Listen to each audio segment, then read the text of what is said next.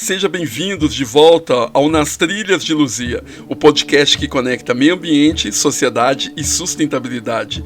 Eu sou Adualdo Rodrigues e agora nós vamos seguir novamente para a parte 2 desse episódio, onde vamos aprofundar as histórias de resistência e reinvenção da comunidade local e como eles vão se reinventando, transformando desafios em oportunidade e criando novas formas de fortalecer a economia sem abrir mão da preservação ambiental e cultural. Quais caminhos foram traçados, quais estratégias deram certo e como a tradição e a inovação podem caminhar juntos na preservação deste grande território? Vamos descobrir juntos.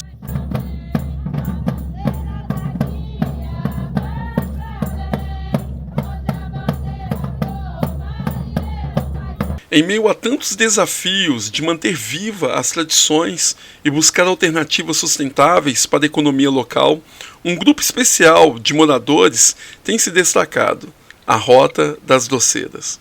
Com muita luta e dedicação, esses moradores transformaram a produção artesanal de doces em um verdadeiro símbolo de resgate cultural e de fortalecimento da identidade local. A Rota das Doceiras é mais do que um roteiro gastronômico, é um convite para mergulhar nas histórias e nos sabores da Lapinha. O processo mapeia os lares de diversos produtores, permitindo que visitantes conheçam de perto o processo de fabricação de doces, quitandas e artesanatos, além de vivenciarem a hospitalidade e a riqueza cultural da região. Mas a iniciativa da Rota das Doceiras vai além das cozinhas, das mesas e dos tachos. Feiras e eventos culturais são promovidos para impulsionar a divulgação e a comercialização dos produtos, fortalecendo a economia local. Com materiais promocionais e ações voltadas ao turismo, a Rota das Doceiras não apenas preserva um saber ancestral, mas também atrai novos olhares para as comunidades locais, despertando o interesse de visitantes e incentivando a valorização da cultura local. Conversamos com algumas moradoras que fazem parte da rota e elas nos contam da importância deste ofício que tem passado por gerações. Cássia Virgínia é muito mais do que uma moradora da Quinta do Sumidouro. Ela é guardiã de sabores e tradições, doceira e artesã, transforma ingredientes em verdadeiras experiências gastronômicas, sempre acompanhada da amiga Maria José.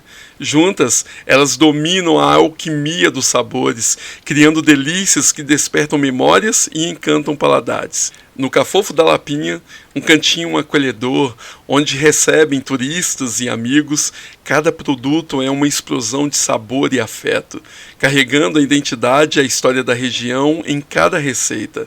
Ela nos conta um pouco mais sobre a Rota das Doceiras e como que é este ofício que é passado de geração em geração.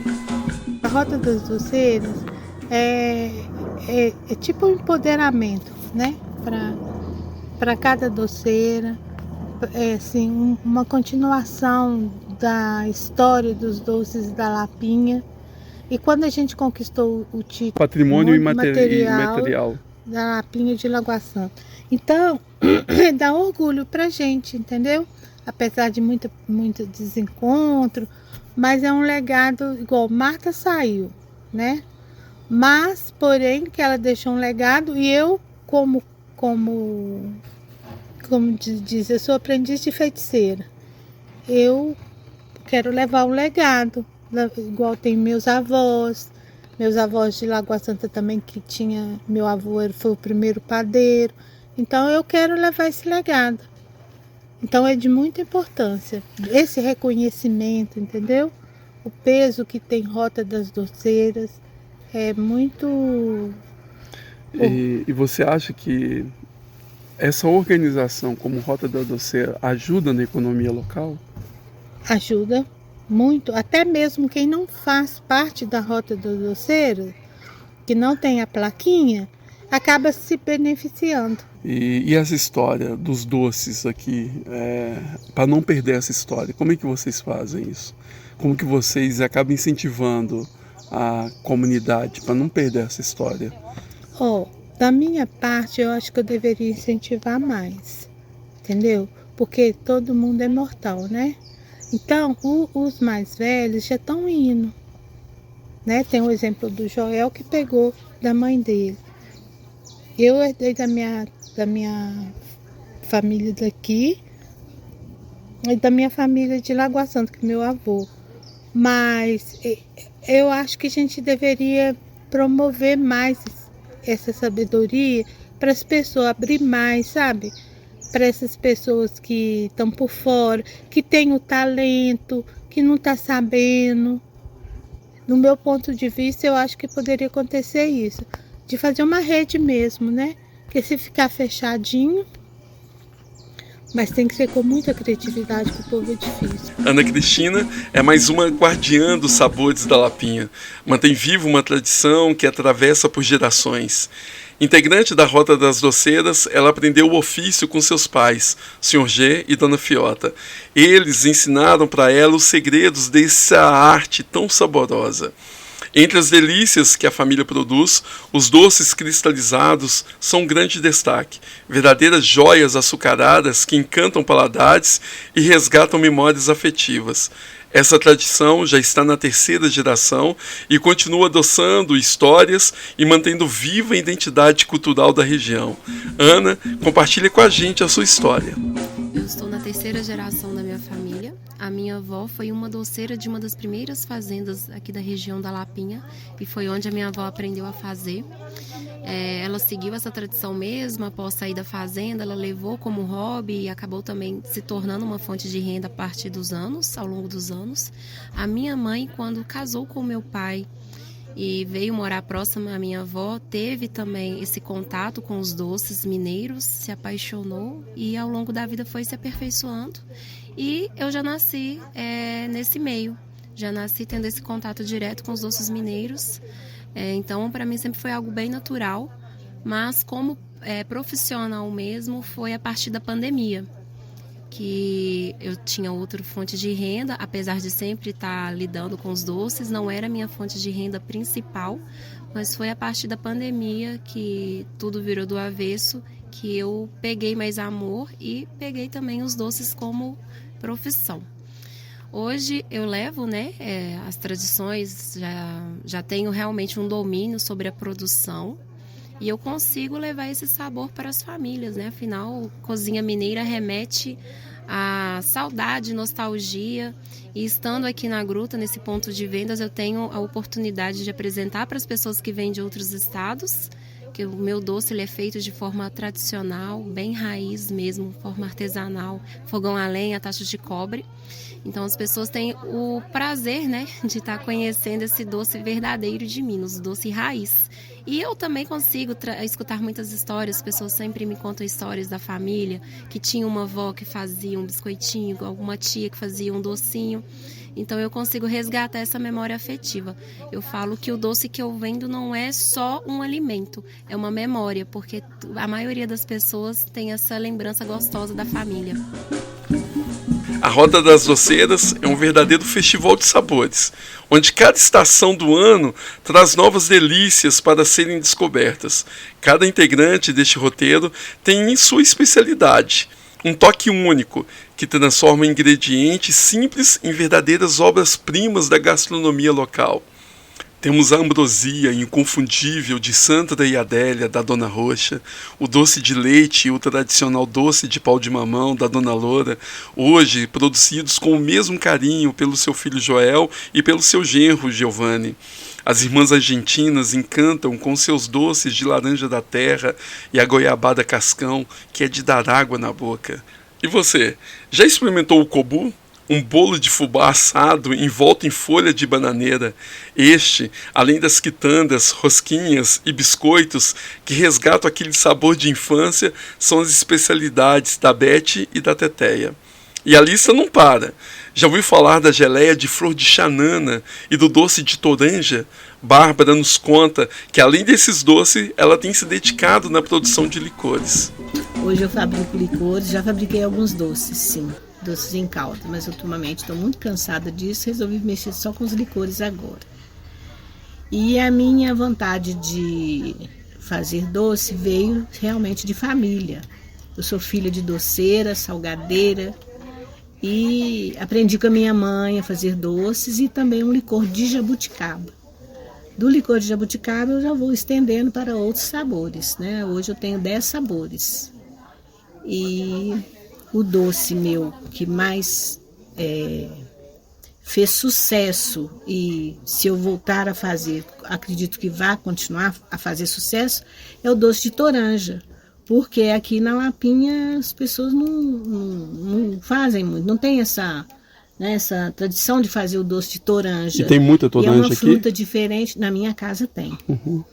É um doce diferente e que realmente atrai, e além da fruta ser muito linda, né? Então atrai realmente. Mas eu tenho afinidade com os doces por isso, acho que está no meu sangue. Meu sangue é doce. Vanessa Augusta, confeiteira e salgadeira, encontrou na tradição familiar a inspiração para resgatar uma verdadeira relíquia da culinária local, as fatias da Dona Célia. Foi seu tio quem incentivou a trazer de volta essas roscas irresistíveis, daquelas que ao assar espalham um aroma envolvente pelo ambiente, despertando memórias e aguçando o paladar.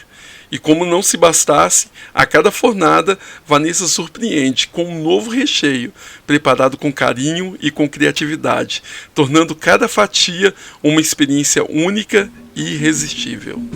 Eu não trabalhava com quitanda, né, desde o início. Eu sempre gostei de mexer com bolos, né, e salgados. Depois foi caindo as vendas, todo mundo hoje, né, faz bolo de aniversário por causa da internet. Então eu, né, fui, né, para casa do Leco, né, trabalhei lá um pouco, foi um mês, e ele falou: por que você não faz a famosa fatia de Dona Célia? Eu disse: mas nunca mexi com pão não, vou mexer com pão não. Eu disse: não, mas...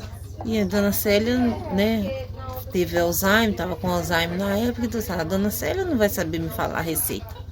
Mas está lá na sua frente da sua casa, o Nelson, né, que é filho dela, e a Rosilda, que é nora, com certeza vai te dar a receita da Dona Célia. Aí eu fui procurar eles. Chegou lá, cadê a receita? Ninguém tinha receita de Dona Célia. Ninguém achou, ela não deixou escrito. Mas aí depois a nora dela, a Rosilda, falou: não, tem um aqui que parece que fica quase igual. Você pode tentar fazer. E nisso eu fui tentando fazer, deu certo, né? No início começou e ficou aquela coisa, então acabou que hoje eles falam: tá parecido com a rosca de Dona Célia. Graças a Deus. Aí comecei as roscas, né? Era tradicional, né? Todo mundo conhecia, Dona Célia vendia tradicional. Nisto, eu fui inventando sabores. Aí vinha: vocês fazem de coco? Faço. Você faz de canela? Faço. E maçã com canela? Faço. Agora hoje são mais de quase 20 sabores de rosca. Ana Cristina nos leva de volta à sua infância, relembrando os dias em que a coleta de frutos fazia parte da rotina da comunidade, um hábito que foi passando por gerações. Entre trilhas e árvores frondosas, os sabores da terra se tornavam parte da memória afetiva de quem cresceu em meio à natureza do Parque Estadual do Sumidouro. A terra aqui do parque ela é muito rica em frutos. Eu mesma, indiretamente, tenho lembranças de quando eu era criança, andando pelo cerrado que tem, né, atrás da gruta, por exemplo, com a minha mãe, para ir buscar frutos. O caju mesmo é uma fruta que a gente colheu muito aqui, que na região agora faz parte do parque. Jacassa Virgínia compartilha com entusiasmo uma conquista especial: a autorização do gerente ambiental do Parque do Sumidouro para que os integrantes da Rota das Doceiras pudessem realizar o Dia da Cata do Piqui. Nesse evento, doceiras e moradores se reúnem para coletar os frutos dos pequizeiros e semente de árvores nativas dentro do parque, resgatando tradição, fortalecendo a relação da comunidade com o território e promovendo a conservação ambiental de forma participativa. O Rodrigo abriu espaço para a gente, com muita insistência, ele abriu espaço para a gente fazer a cata do pequi. Dentro do parque? Dentro da área do parque. Uhum.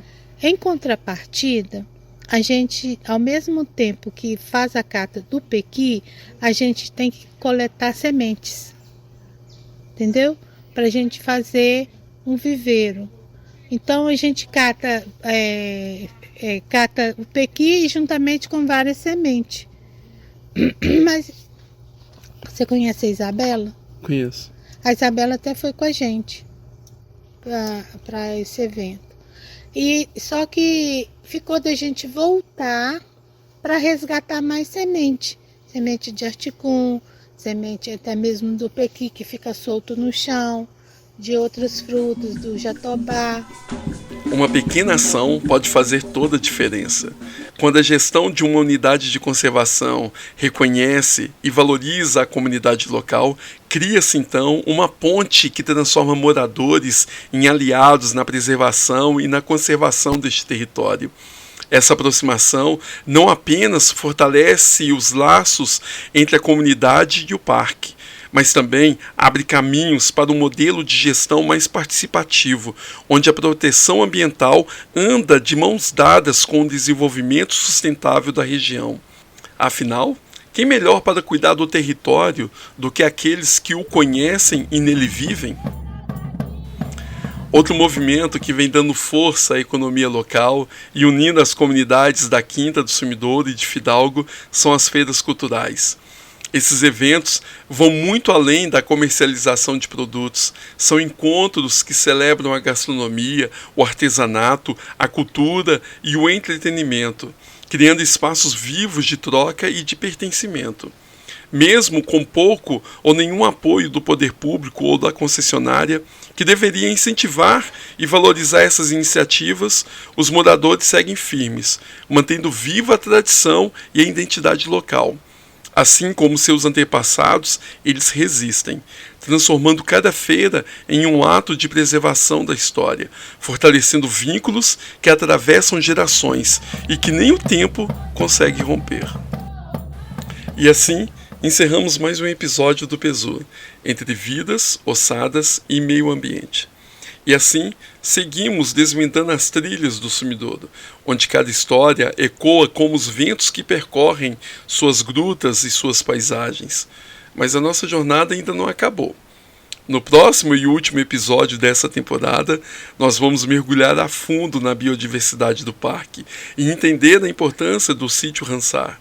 Vamos escalar paredões, sentir a adrenalina dos esportes de aventura e ouvir aqueles que vivem e visitam este território como é a relação com este patrimônio natural e cultural. Então, se você curtiu este episódio, siga o nosso podcast, compartilhe com seus amigos e ajude a espalhar este conhecimento. Nos encontramos na próxima trilha. Até lá!